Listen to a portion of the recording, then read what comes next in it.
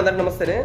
నేను ఇప్పుడు మాట్లాడేటువంటి విషయం ఏదైతే ఉందో ఏ ఒక్క పార్టీకి ఏ ఒక్క సంస్థకి కూడా ఏ ఒక్క మతానికి కూడా వ్యతిరేకం కాదు, అనుకూలం కాదు. నా ధర్మం మీద దాడులు జరుగుతున్నాయి, దాడికి నేను వ్యతిరేకంగా మాట్లాడుతూ ఉన్నా.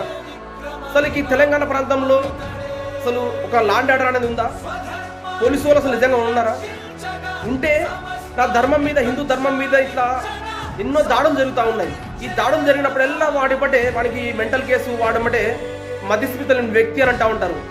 దేవాలయాల మీద దౌడలు జరిగినా కానీ, లేకపోతే దేవాలయాల్లో గుళ్ళ విగ్రహంలో ధ్వంసం చేసినా కానీ, దేవాలయాలు తలకబెట్టినా కానీ, నిన్న మొన్న ఒక వ్యక్తి దేవాలయం లోపలికి, అమ్మవార్ల దేవాలయం లోపలికి వెళ్ళేసి లెటరింగ్ కూర్చుంటూ అది చేసినా కానీ వాడిని ఏమాత్రం కూడా ఇక్కడ కూడా వాడిని ఇది చేయలేదు.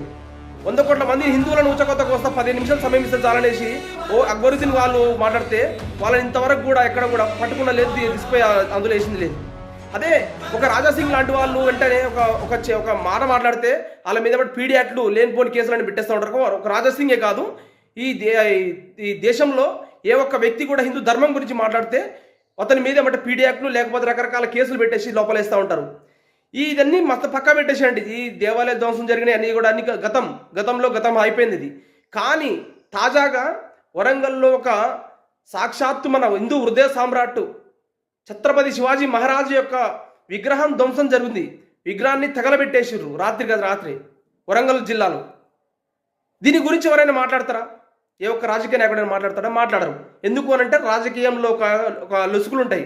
ఈ లొసుకులను ఉపయోగించుకునేసి వాళ్ళందరూ కూడా హిందువులందరూ 100 రూపాయల నోటుకి లేకపోతే బిర్యానీకి ఆశపడి ఒక వీధి కుక్కల లెక్క వేస్తారు అనే ఒక భ్రమలో ఉన్నారు వీళ్ళంతా. హిందువులారా ఇంకనైనా కూడా సంఘటితమై ఓట్ బ్యాంక్గా మారితేనే మనం హిందూ సమాజం బాగుపడుతుంది. లేదంటే మనల్ని కొడుతున్నా కూడా ఈ రాజకీయ నాయకులు కళ్ళు మూసుకుని ఉంటారు.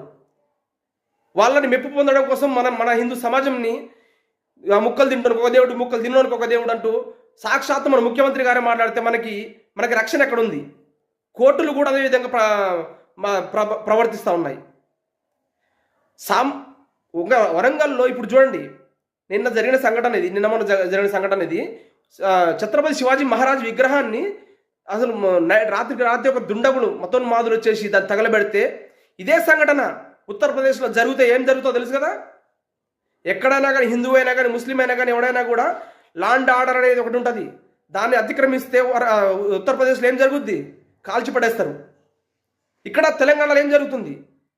సాక్షాత్ మన ముఖ్యమంత్రి గారే లాండ్ ఆర్డర్ని అతిక్రమించి హిందూ కమ్యూనిటీని, హిందూ సమాజాన్ని అవమానించినా కానీ ఇక్కడ ఉన్నటువంటి పోలీసు వ్యవస్థే కావచ్చు, మన ఇప్పుడు రాజకీయ నాయకులు మిగిలిన ఎవరైనా కానీ దాన్ని కళ్ళపలిచి చూస్తూ సంతోషపడతా ఉన్నారు. ఎందుకోసం అనంటే ఓటు బ్యాంక్ రాజకీయాలు. మైనార్టీ